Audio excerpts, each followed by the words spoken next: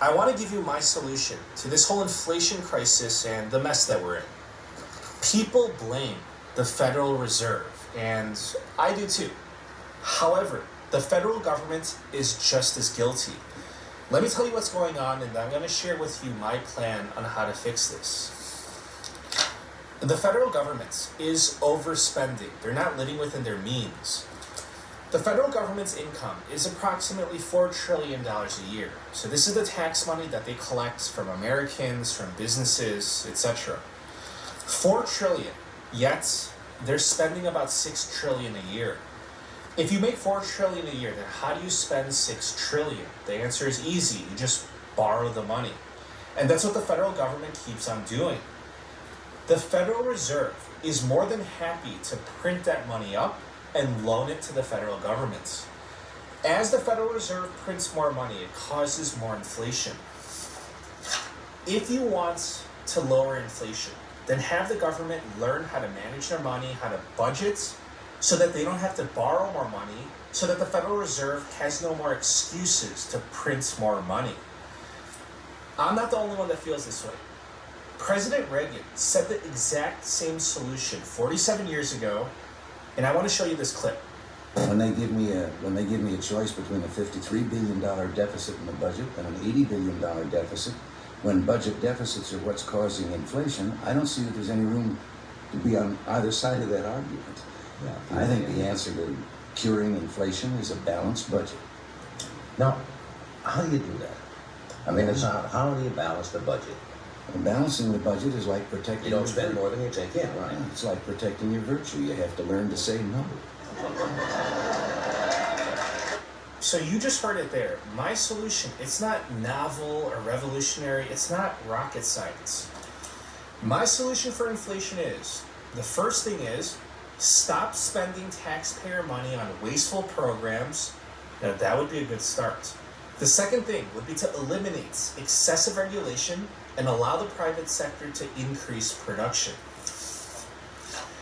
Now let me tell you about some wasteful government spending. Take a guess on what programs that I'm going to bring up.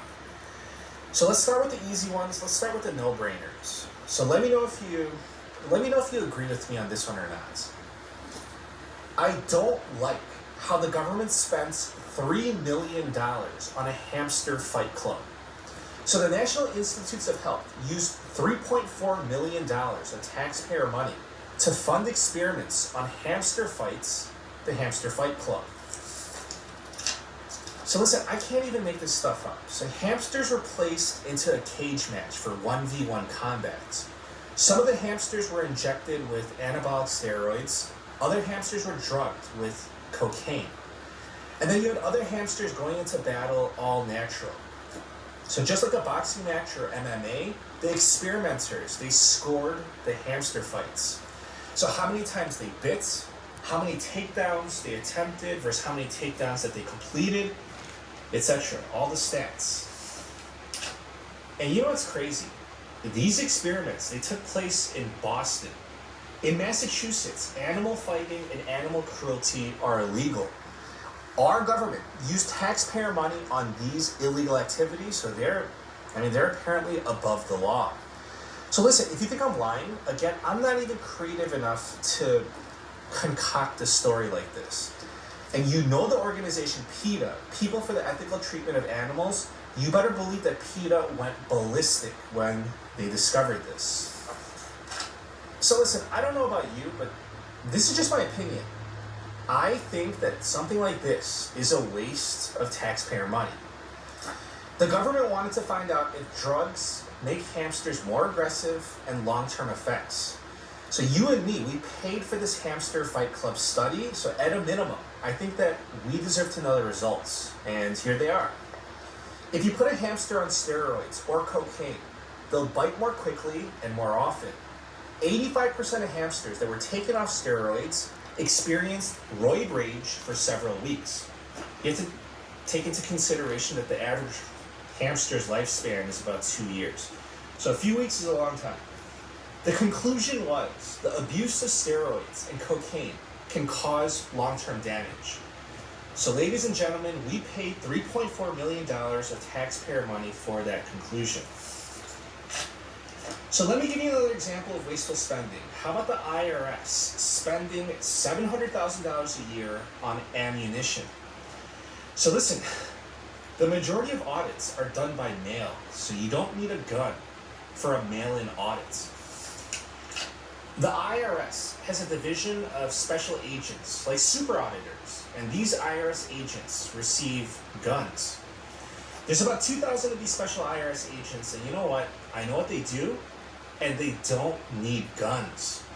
My recommendation is just give these IRS agents a whistle. So you know those help whistles, like if you're in trouble and you need to call for attention, like yeah, those types of whistles. So I'll tell you what, I personally checked on Amazon, $1 saved right there. These IRS agents, they don't need guns or ammo. You can even give each IRS agent a spare whistle. I'd be okay with that because that would still be more cost effective than what we got going on right now. Am I being unreasonable, or is it unreasonable for the government to spend our taxpayer money on guns and ammo for the IRS auditors and Hamster Fight Club? So listen, I want to give the IRS a fair shake, so let me tell you this. The special IRS units investigates cybercrime, don't need a gun there. Money laundering, don't need a gun. Financial fraud, don't need a gun. And narcotics-related crimes, use a whistle. If the IRS is working on a narcotics case, these IRS agents, they're either in the back office or they're working in conjunction with the police, FBI, or DEA. The job of these IRS auditors is to examine financial statements, to track the money trail. It's not to be a combat operative. From the most recent government report, the IRS has 4,461 firearms and 5 million rounds of ammunition. That's more than 2 guns per agent.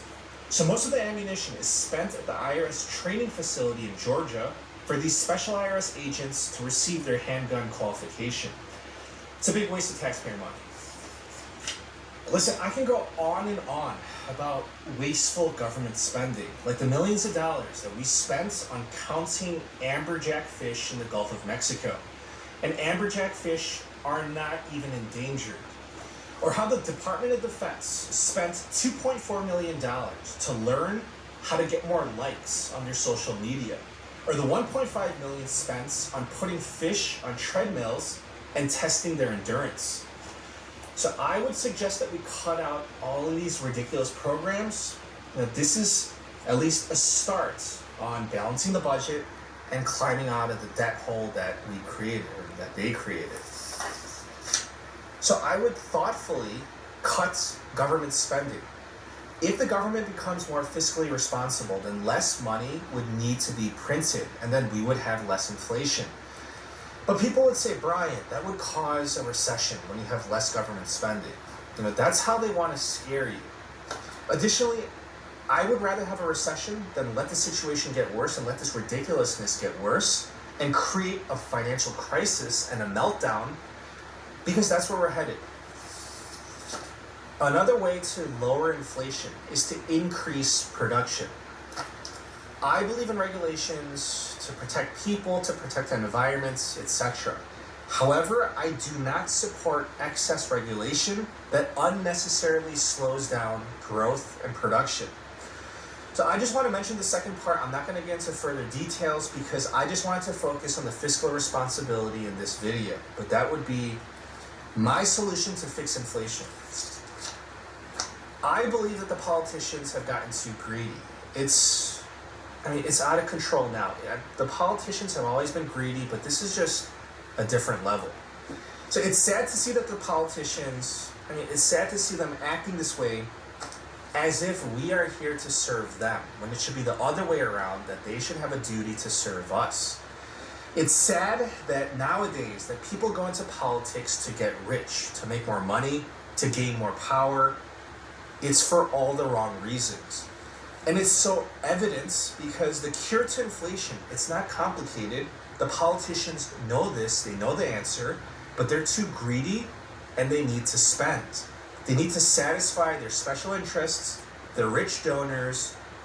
It's just so blatantly obvious. So that would be my solution. Let me know what you think, and please